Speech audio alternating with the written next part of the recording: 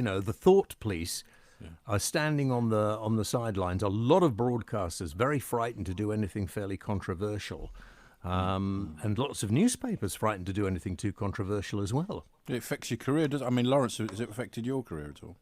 What career? Exactly, that's what's happened, hasn't it? They've all sort of shunned you, haven't they, the lovies? Well, no, they haven't shunned me, but don't blame them. If I'd watched what happened to me, I would have shunned me as well. I would have gone, whatever you say, boss. Yep, no, absolutely. He, him, them, there. Inclusion, progressivism. I'm on board. So no, I don't hold it against anyone. But it does mask a much more serious and pervasive thing that's going on in society that Calvin was talking about on GMB this morning, which is about this critical race theory, which is infecting all of our institutions and certainly our educational establishments right down to primary school. And we have a real problem with it. It's coming in hard from America. And actually, my experience on Question Time was a sort of early dose of it, being called a white privileged male. It's pretty racist, and it's not going to be good for the country. It's extremely racist. None of us, black, brown, white. Well, none of us are white. We're all sort of red, or brownish red. I look a bit like roast turkey at the moment, it has to be said. We can't help what we're born. I mean, it's as if you hold against it. You can't help how you were brought up and how you were born. You just can't help it. No, you can't. And we seem to be moving on from Martin Luther King's content of character rather than colour of skin, which was the civil rights movement. And now that they've solved the civil rights movement, these rather intellectually fragile children decide that they need to be activists about something as well, so that they go, well, the whole world's racist now. And, I've got an email saying that from Equity, the Actors Union yesterday, saying that they were, the whole world, every single white person in England is racist. And I was like, well, that's quite a leap, isn't it? What? Why? Yeah. Why would they do that? Lots of them are doing it. A lot of the establishments are doing it now. It's all critical race theory, and they're sending out the email. They're saying we're very bad, we're all very racist, and it's not right. It takes away the multidimensional aspects to all things. So what Calvin was trying to talk about, which is let's remind for people who don't know that Calvin himself is black, and he was talking about the dance on. He's been cancelled. Oh, isn't he? He's not allowed to be black anymore because he doesn't have black opinions. So black is not the colour of your skin anymore; it's the opinions that you hold. Mm-hmm. So Calvin doesn't hold the right, appropriate black opinions.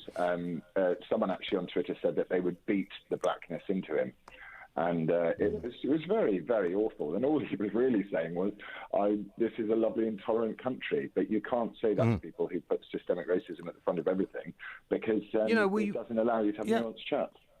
We weren't a lovely country. We've learnt by our mistakes. Other countries weren't as good to learn by their mistakes. And there isn't. I've been around. You've been around. I wouldn't want to live in any other country. Listen, I don't think anybody.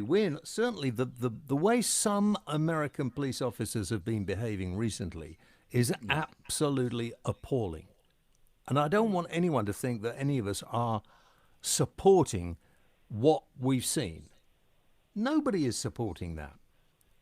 No. But, you can't turn this in. If you're trying to start a race war, and, some of these very middle class, usually white-skinned human beings see themselves at the lead of this. And that's probably why they're talking this, I nearly use a rude word then, rollicks, about, it's not the colour of your skin anymore, it's the way you think.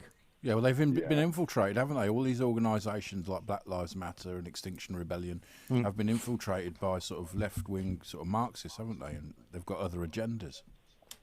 They certainly do. They dress it up whichever way they want to. What's so sad is all it's doing is causing division. It's not making anyone closer to each other, and it's also making children hyper racially aware. And it's going to be very interesting to see what this has done to their generation. So, I like to, on their behalf, try and say, look, this is not the central conversation. Skin colour should be, as much as possible, incidental to the way that we talk to each other. Of course it should. To deny that there isn't racism. Of course there is racism, but you labelling an entire culture, an entire nation, racist, or in the case of Black Lives Matter, the entire Western world, which they want to tear down and destroy, racist. It's just not washing with people. It's causing a great deal of division. Dear, I had an argument on the program not long ago, as you remember, Ash, talking to a lady from Black Lives Matter, and I made the big mistake of saying, I don't want to say this, but I'm going to say it anyway because I can't think of any other way of doing it, I said to her, and then she got very upset with me and just went. But I've got friends of all. I'll try and phrase it differently. I've got friends of all kinds of race and creed and everything else. Loads I don't agree with, lots I do agree with, and the colour of their skin and even their belief system, it doesn't really bother. You either like someone or you don't, and you don't agree with everything everybody says normally, do you? Well, you're a white supremacist according to critical race theory, so you're not allowed to have that opinion. You need to apologise first and then educate yourself about your white privilege, and it just doesn't really work. Okay, well, if I apologise, what am I? I can't apologise for actually being born, or is that what I'm supposed to do? Yes, I think it is. Yeah, you're meant to move aside because the revolution is coming. And you have to be an ally, and this is why you see people. A lot of white guilt is involved in all of this, and it's just stirring up so much nastiness. And then you see someone like Calvin, who just actually happens to have a slightly different view, intelligently and very calmly expressed on television, shouted down, and then harassed all day on the internet for trying to bring people together. So the thing with all of these extreme far leftist movements is they're exactly the thing they accuse you of. They are racist, they are bigoted, they're intolerant, they hate freedom of speech, and they want to tear down the fabric of our society and our nation. I think we know that from the fact that, was it about 2 years ago when universities started non-platforming people that they didn't agree with in case it hurt the little lovies' sensitivities, including people like Peter Tatchell and all these famous human rights campaigners. Jermaine Greer and Judy Bendel as well. Yeah. It's appalling. Yes. Yeah.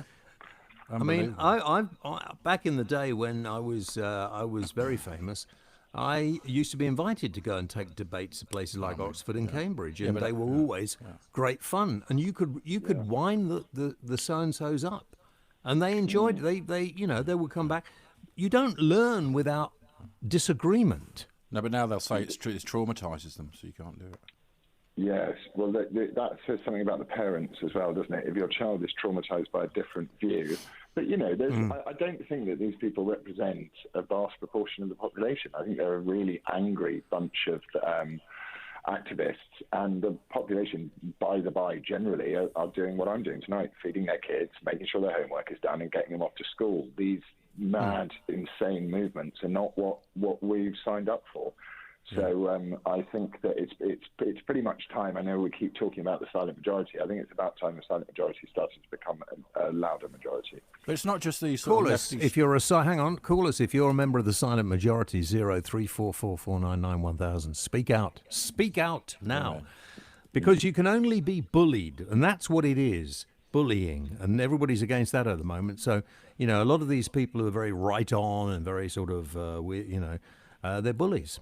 But they're not just in the sort of organised, they're also in the BBC, which is why we're seeing the problems with the question of sport and stuff like that. So they're in all kinds of organisations, aren't they? They are. It's everywhere, and also I was listening, they were talking about black football managers and black players becoming football managers, and you're sort of going, there is no specific bar to black players becoming managers. Yeah. It's obviously a more recent phenomenon that the Premier League has been very heavily represented by black players. But, the minute you try and turn it around and go, well, why can't I play in the NBA? Or something like that. It's how dare you? So it's just an unhealthy thing. We are working together with the best intentions in our culture, without systemic racism, with the best intentions to find examples of racism and condemn them, and to give everyone an equal opportunity. We cannot guarantee people in this country equality of outcome, and that's what they want, because the bureaucracy surrounding that will involve mass murder ultimately. Oh. That's going slightly too further than I would have wanted to go, Laurence. It's happened every time they've tried it. It's happened.